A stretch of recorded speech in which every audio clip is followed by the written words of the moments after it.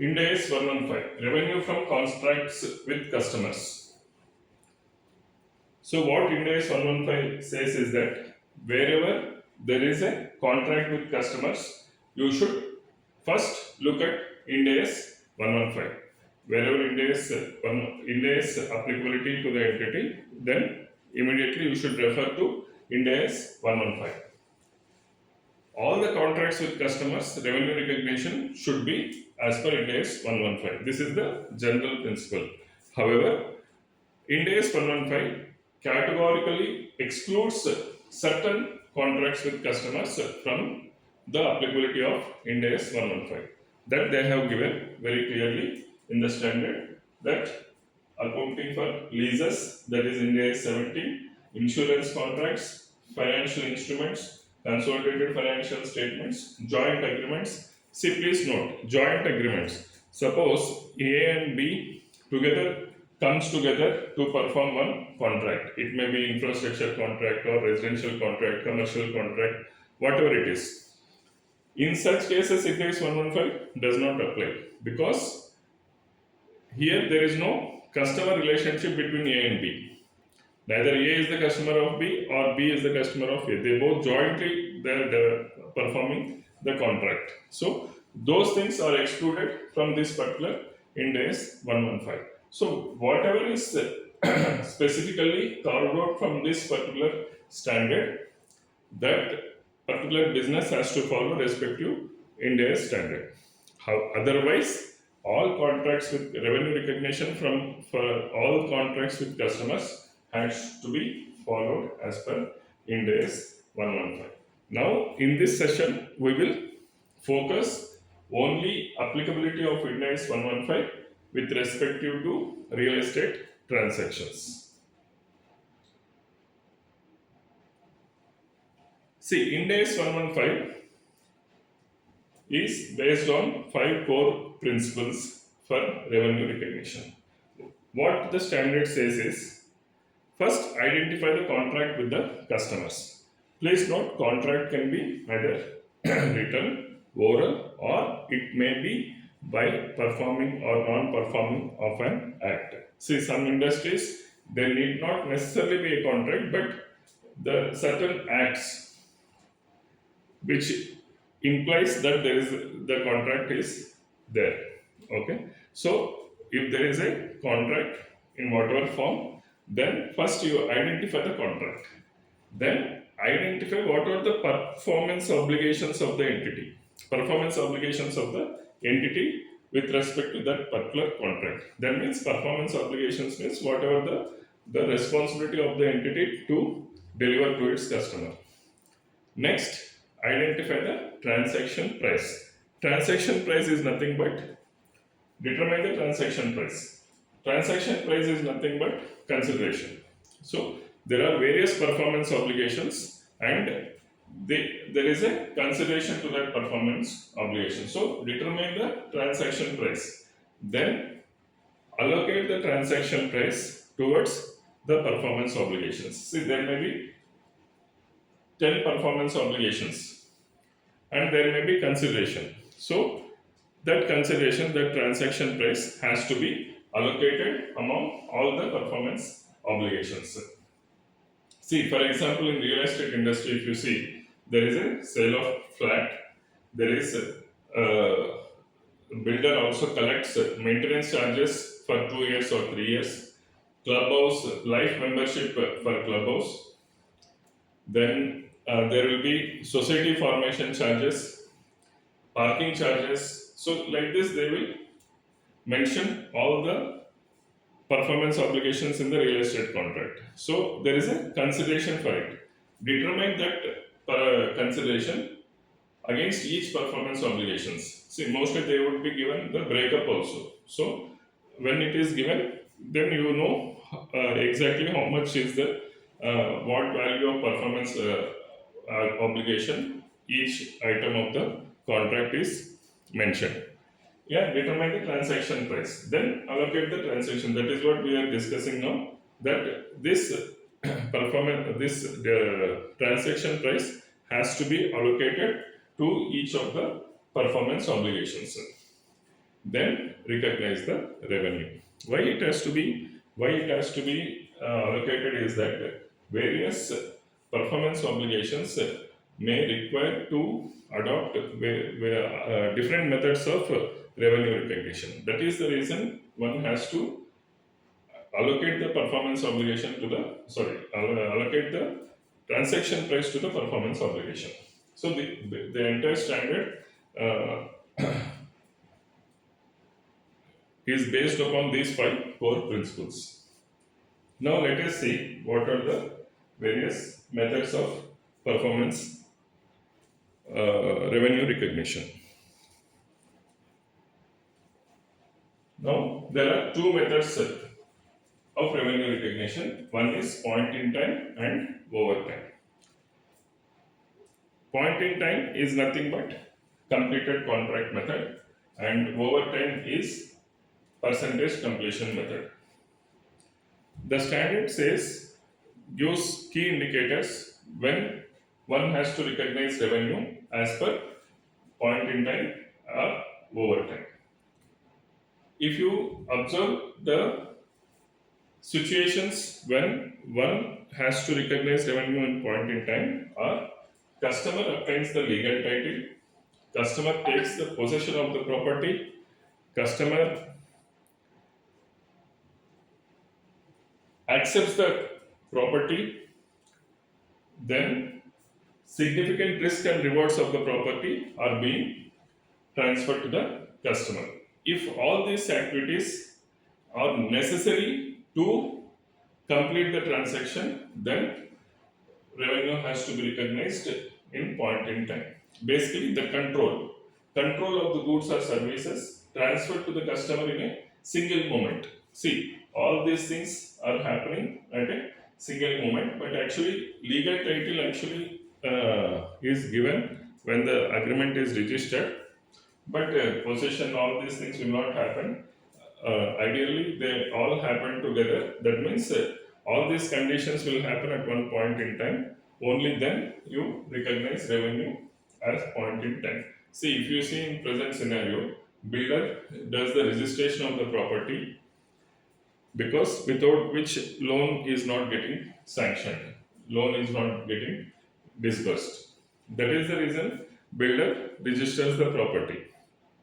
Then possession, customer accepting the property, and risks and rewards of the property are being transferred at a single point in time only. Because after OC, customer takes the possession, he accepts. Suppose if there are any corrections, he will get it done, and then he will accepts the property, and then all his risks and rewards. So if he wants to let it out, he can let it out. He need not take any permission from the builder or something like that. So all risks and rewards have been transferred. All these things happening at a single point in time, then the revenue has to be recognized as per point in time.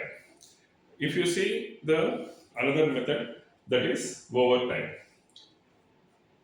If you When revenue has to be recognized as per percentage completion method, that is nothing but over time. Customer simultaneously receives and consumes benefits. As the work progresses, the customer is able to accept the work done, and he is able to use it also. And entity creates, enhances customer control asset. See, whatever the work performed by the entity or contractor or builder is enhancing or creates asset to the customer, and entity has no value addition or alternative use of this particular asset. See, whatever asset the contractor is building has no alternative use to the entity, and the only right what the entity has got is right to collect the payment.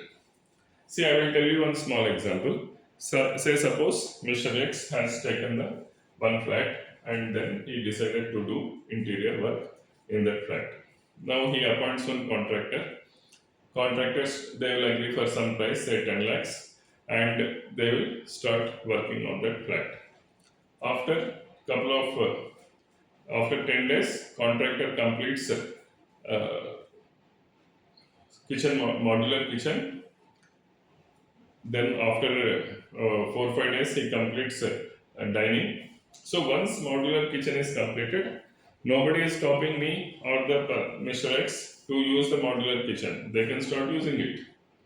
Once the dining is completed, then the customer can start using it. So here, if you observe, the customer is able to receive and consume the benefit, right? And entity is creating or enhancing the customer controlled asset. This asset is under whose control? Under the customer's control. Say suppose after 4 5 days, the customer feels that this guy is not doing better work. I will get it done through somebody else. So he will call the contractor and he will say, boss, I am not happy with your work. Let us close the deal here. I will pay you whatever money for whatever work you have done, for whatever work you have done. Yeah. So contractor also tries to convince him. Then he will say, okay, give me. I have completed kitchen, modular kitchen, dining set, and there is some work in progress like TV unit, whatever it is. Example. Okay. So he will calculate whatever the amount he has amount of work he has done, and he will take the money, and they both cancel the contract. In this case, contractor has got right only to collect the money for the work he has done. He cannot take the asset. What will he do? So, asset has no alternative use to the entity. So, dining, what he will do? TV cabinet, which is still in work in progress, he can't take it. It will go scrap only, removing all these things, and he will not be interested. So, whatever he has invested plus his margin, he will take and he will quit. Now the customer can deploy another contractor and get this work done completely. So what the customer does, he will carry the further work from this particular stage. So he is able to enjoy to the extent of work the contractor has done. So in these cases, revenue has to be, in these kind of circumstances, revenue has to be recognized as per over time. This is the major difference between, if you see IND AS and IGAP, this is a major standard difference, because IGAP says it has to be done under percentage completion method, but here, as control of the goods or service is being transferred on a single point, so then only you have to transfer, you have to recognize the revenue. This is the major because of uncertainty, because still the contract can be cancelled, all these things are there, amount cannot be realized. So that is the reason the standard says it has to be point in time. Now let us see measurement and recognition. Recognition and measurement. See, there are various aspects which are given in the standard. Now, timing of revenue recognition, we have just now discussed.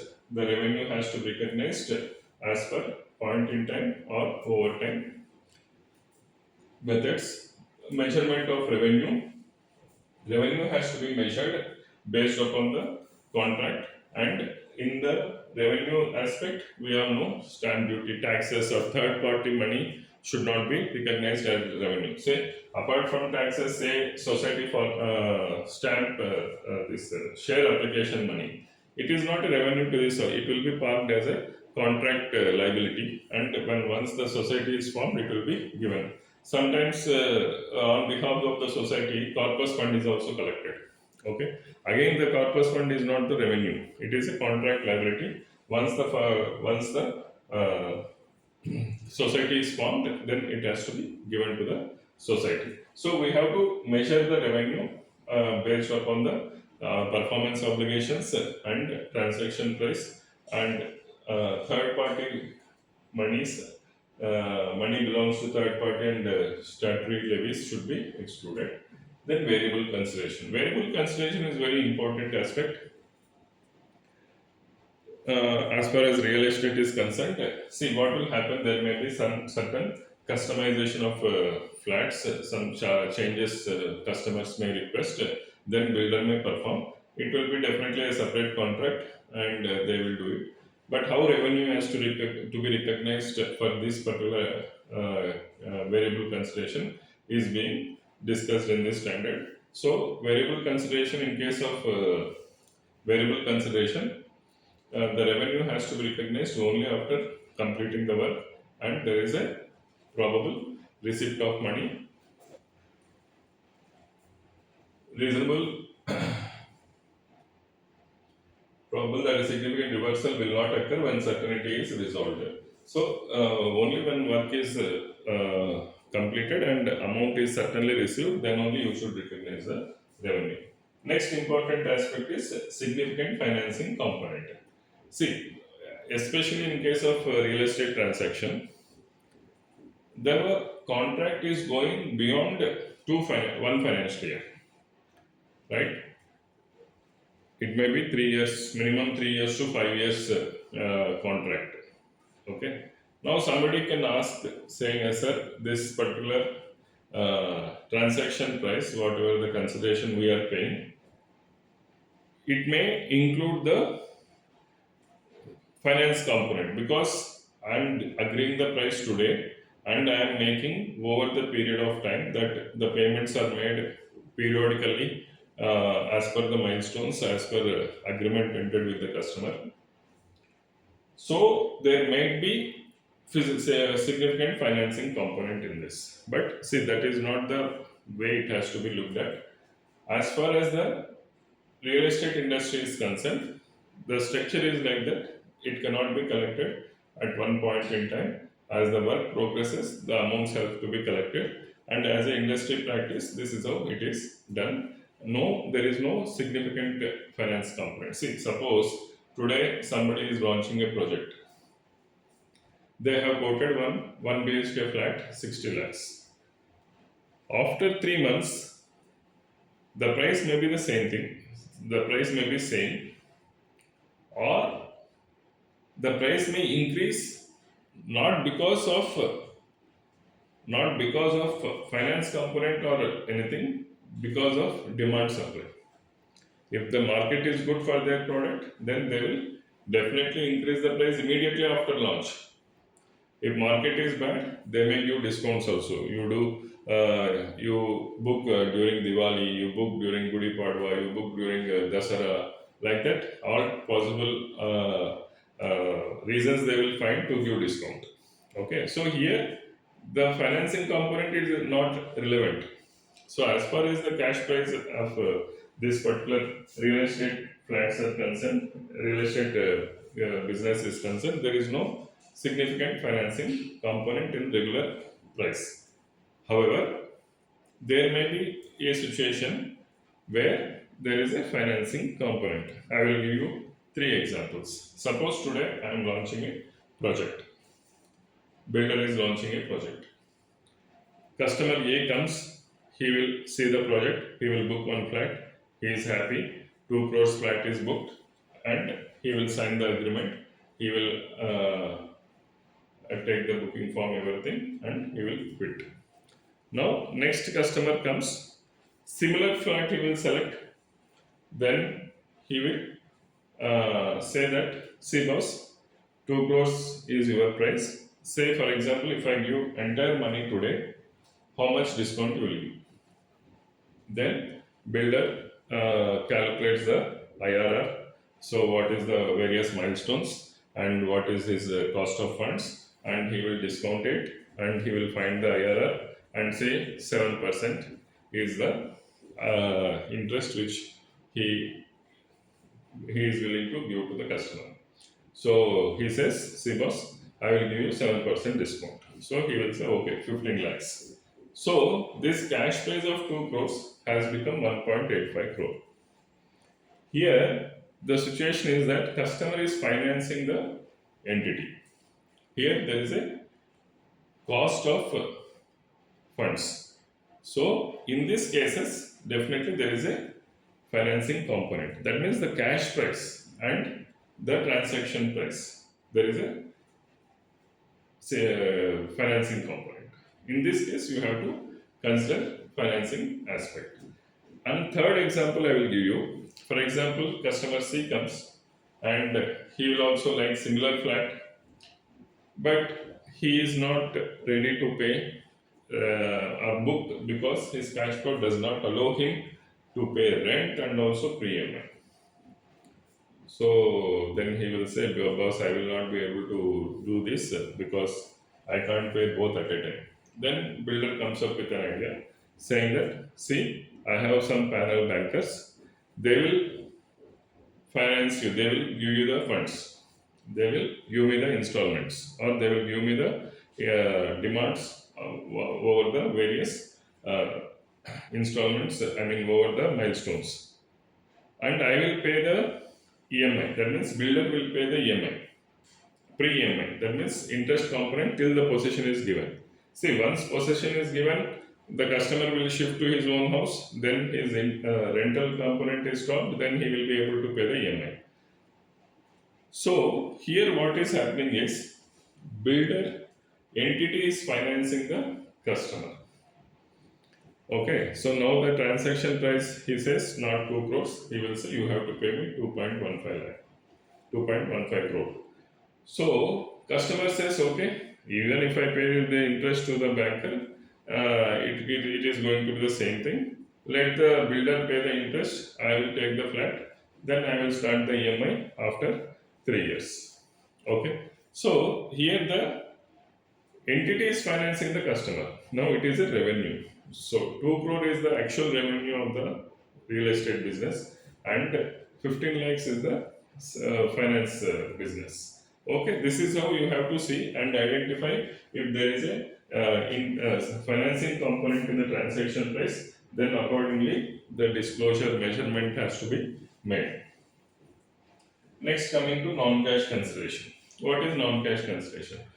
The simple example is again JDA agreement. Here, when there is a where there is a JDA agreement,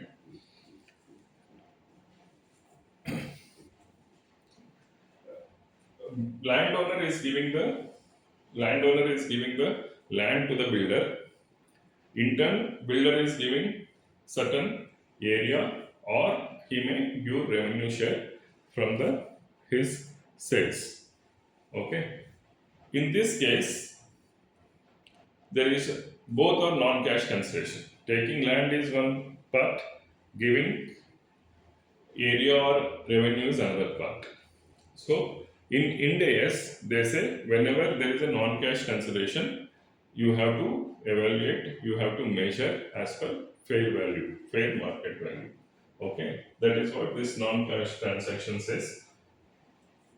So you recognize cost of land as fair market value in your books, and recognize revenue as per fair market value for the flats you are giving.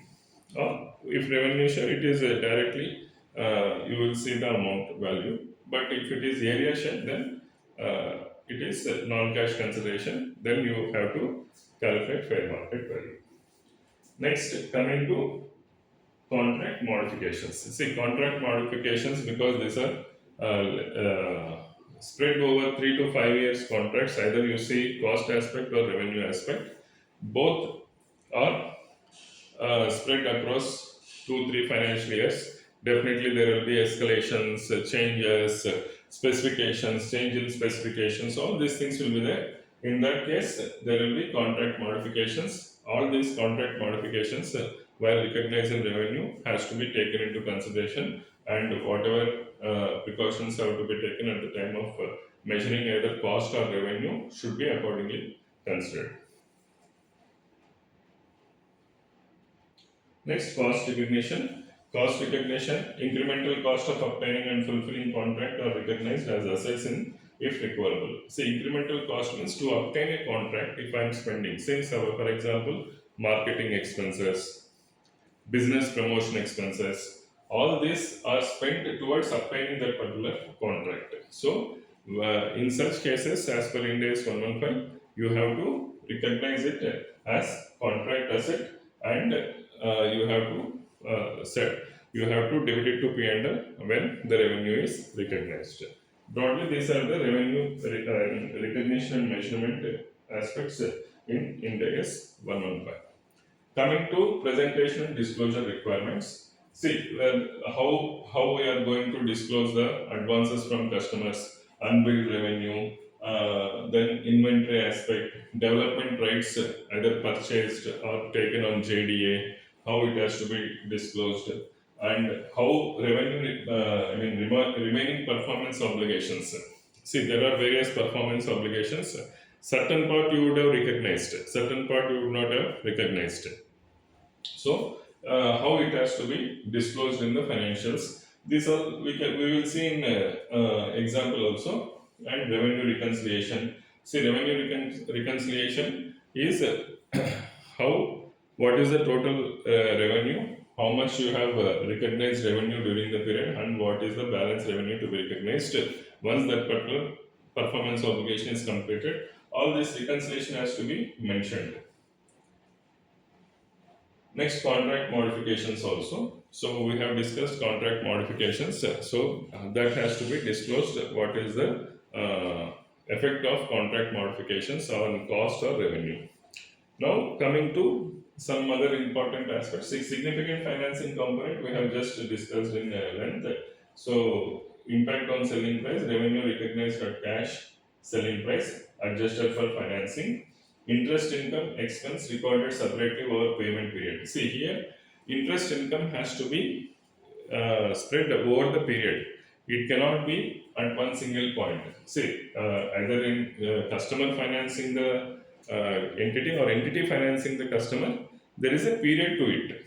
The 3 years period or whatever period between the contract, it has to be revenue has to be spread across the period. You should not carry it in current assets. Contract assets or contract liabilities. See, what are contract assets is the amount spent on particular contract, and the revenue has yet to be recognized. That is contract asset. What is contract liability is there are certain money is received but performance obligation is not delivered. In that case, that is contract liability. So here, in case of interest aspect, you should not consider it either a contract asset or contract liability. It has to be spread across the period, and balance amount can be shown as under contract asset or contract liability. Advance payments, discount transaction price. So suppose if somebody after the agreement is done, if they are paying advance and where builder is giving the discount, then that also has to be considered as financing. Deferred payment, increased transaction price, entity financing the customer. This we have discussed. Now coming to disaggregated revenue disclosures. See, this is nothing but segment reporting. So what the standard says is, for better understanding to the stakeholders who are using the financials, it is important to segregate the revenue any of the reasonable, any of the categories, because that will give better picture to the readers of the financials. It can be on type of goods. See, some businesses may be leasing business and also real estate business. Then you have to give what is the leasing business revenue, and whichever you feel that that particular disclosure will give more understanding to the stakeholders. Accordingly, you can decide on this category and you can accordingly disclose it. This is the disaggregated revenue aspect. It is nothing but segment reporting kind of thing, and it has to be reconciled with revenue. So, conclusion with respect to IND AS 115 is it is not project driven, it is contract driven. Because, as I told you at the beginning, first we have to identify the contract, identify the performance obligations, determine the transaction price to the performance obligations. Why we are determining here is to find out which method of revenue recognition is most suitable. Like for maintenance, it is over the time, and for flat cost, it is point in time. So it is more of contract driven than project driven. It is not project, because this project we are taking under point in time or over time. You have to see the contract, and then you have to decide which performance obligation has to be considered under which method. Yeah. Now another point is, the main point is actually transfer of control and enforceability. This is the main point: transfer of control and enforceability. When there is a, where there is a, on the date on which the transfer of control and enforceability is there. See, in both the examples, either flat or interior example which I have told you, here the control is with the customer, then only the revenue is recognized. In case of flat, because the control is not with the customer till the possession is given, OC is received, customer accepting risk and reverse is transferred, till then the customer is outside the flat. So that time we are recognizing revenue as point in time. But in case of interior example, the control is with the customer. Asset is built at the customer's control, and customer has got right, sorry, entity has got right only to collect the money from the customer. Apart from that, it has not building any asset which is going to be used by the entity. So these are the main key takeaways from IND AS 115. Yeah, thank you.